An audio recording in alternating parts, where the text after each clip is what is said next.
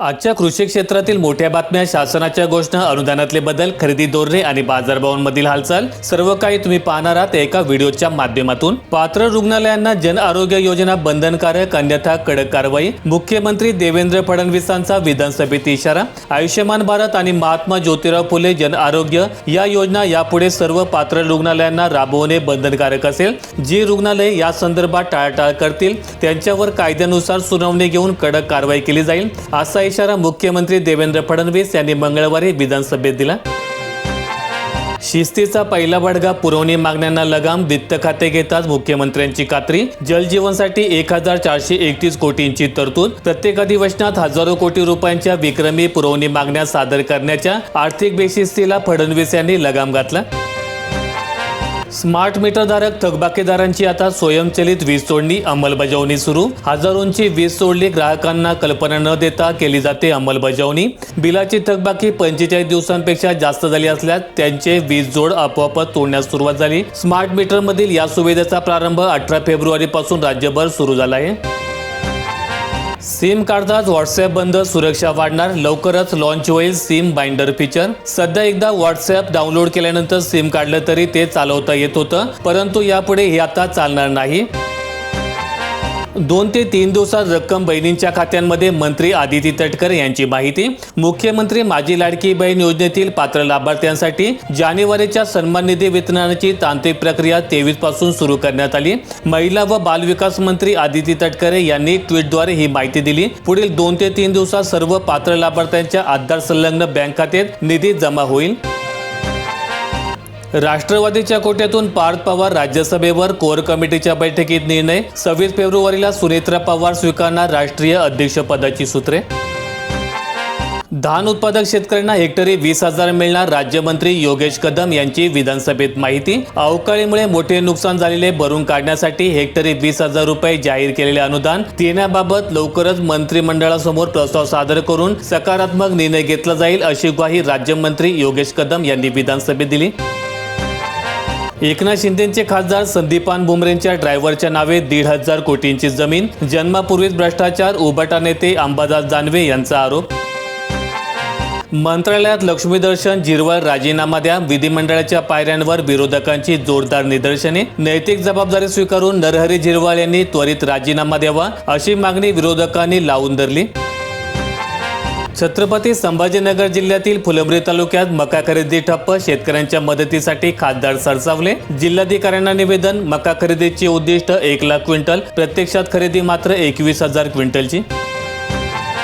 1 February 2019 नंतर शेती घेतलेल्या शेतकऱ्यांनाही मिळणार पीएम किसानचा लाभ। कृषी मंत्री दत्तात्रय भरणे यांची माहिती। पंतप्रधान किसान सन्मान निधी योजनेच्या लाभापासून महाराष्ट्रातील अनेक शेतकरी वंचित असल्याचा प्रश्न विधानसभेत उपस्थित करण्यात आला।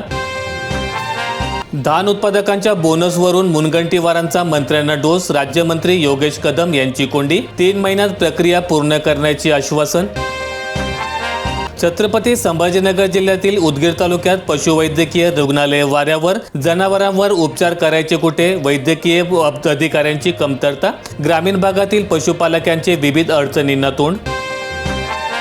दर कपातीवर युटर्न, केंद्राच्या अवघ्या 24 तासात दुरुस्ती। कृषी उत्पादनांना कपात लागू नाही, निर्यातीला दिलासा। निर्यात क्षेत्रात खळबळ उडून देणाऱ्या दर कपातीच्या निर्णयावर केंद्र सरकारने अवघ्या 1 दिवसात दुरुस्ती करत कृषी क्षेत्राला मोठा दिलासा दिलाय। सोमवारी जाहीर करण्यात आलेल्या अधिसूचनेत RODTP दर 1.95% वरून 0.95% कमी करण्यात आलाय।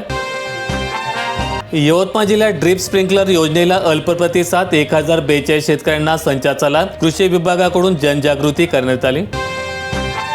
कांद्याला 2,000 रुपयांचा दर मिळायला हवा, जयंत पाटील यांची विधानसभेत मागणी। राष्ट्रवादी शरदचंद्र पवार पक्षाचे आमदार जयंत पाटील यांनी बुधवारी विधानसभेत राज्यपालांच्या अभिभाषणावरील चर्चेवेळी कांदा दराचा प्रश्न उपस्थित केला होता।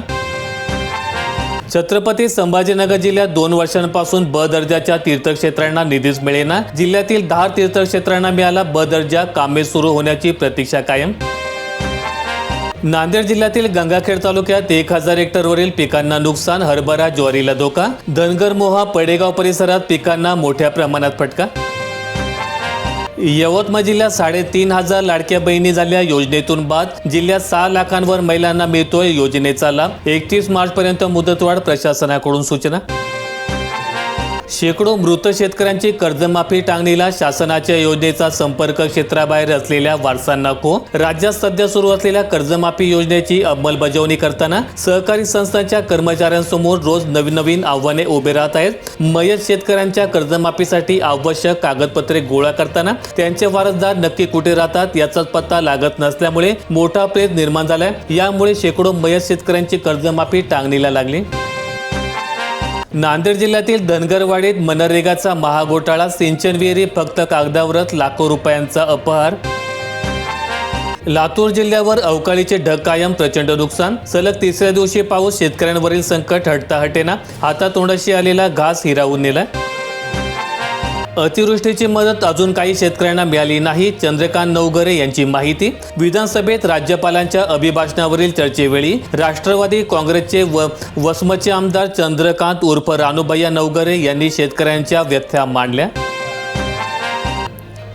पश्चिम रेल्वेकडून 5,349 जागांसाठी मेगा भरती. 23 मार्चपर्यंत अर्जाची संधी. उमेदवारांची निवड 10वी आणि ITI मधील गुणांच्या आधारे होणार. या भरतीसाठी अर्ज करणाऱ्या उमेदवारांनी किमान 50% गुणांसह 10वी उत्तीर्ण असणं आवश्यक आहे. तसेच संबंधित ट्रेडमध्ये ITI प्रमाणपत्र असणं बंधनकारक आहे. राज्यात थकीत ऊस बिले 4,500 कोटींवर. कारखान्यांकडून ऊस दर नियंत्रण आदेशाचे उल्लंघन. केवळ 49 कारखान्यांनी 100% ऊस बिले दिली असून 157 कारखाने पूर्ण बिले देऊ शकले नाहीत. नागपूर जिल्ह्यात अवकाळीचा पिकांनाही मोठा फटका. 1,020 हेक्टरवर नुकसान. 148 गावांमधील 1,809 शेतकरी बाधित. बाधित शेतकऱ्यांनी सरकारकडून त्वरित सर्वेक्षण आणि योग्य भरपाईची मागणी केली. कृषी विभागाच्या अधिकाऱ्यांचं म्हणणं आहे की नुकसानीचे मूल्यांकन केले जात आहे आणि बाधित शेतकऱ्यांना मदत मिळावी यासाठी सरकारला अहवाल पाठवला जाईल. कृषी पंपांची बनावट वीज बिलं थकबाकी शेतकऱ्यांच्या माथी. राज्य इरिगेशन फेडरेशनचा आरोप. कृषी पंपांच्या वीज बिलांबाबत मोठा वाद उफाळलाय. महाराष्ट्र राज्य इरिगेशन फेडरेशनने महावितरणवर बनावट वीज बिल आकारणी आणि पोकळ थकबाकी दाखवून शेतकऱ्यांची बदनामी केल्याचा गंभीर आरोप केला आहे. सोलापूर जिल्ह्यातील मंगळवेढा तालुक्यात अवकाळी पावसाचा कहर. हरभरा, गहू, ज्वारी भिजली. द्राक्ष, डाळिंब आणि आंबा बागांनाही जबर फटका बसल्यामुळे शेतकऱ्यांचे कंबरडे मोडले. वैनगंगा नळगंगा नदीजोड प्रकल्पाला मंजुरी. 95,000 कोटींचा खर्च. 8 जिल्ह्यांचे नशीब पालटणार. तमाशाची पंढरी म्हणून ओळखला जाणाऱ्या जुन्नर तालुक्यातील नारायणगावमध्ये फळ मालकांची लगबग. 30हून अधिक राहुट्या दाखल. यंदा तमाशा सीझनला सुगीचे दिवस. अमरावती जिल्ह्यात 13,000वर कार्डधारकांच्या रेशन धान्यावर प्रशासनाची टाच. मिशन सुधार योजनेअंतर्गत तालुका स्तरावर पडताळणीची मोहीम सुरू. जालना जिल्ह्यात 67 प्रकल्पांमध्ये पाणीसाठ्यामध्ये 39% घट. 61% पाणीसाठा. 7 मध्यम प्रकल्पांमध्ये 71% पाणीसाठा उपलब्ध. व्हिडिओ आवडला असेल तर लाईक ठोका, शेअर करा आणि अशा दैनंदिन शेतकरी बातम्या अपडेट्स मिळवण्यासाठी सबस्क्राईब करून बेल आयकॉनचं बटन दाबा.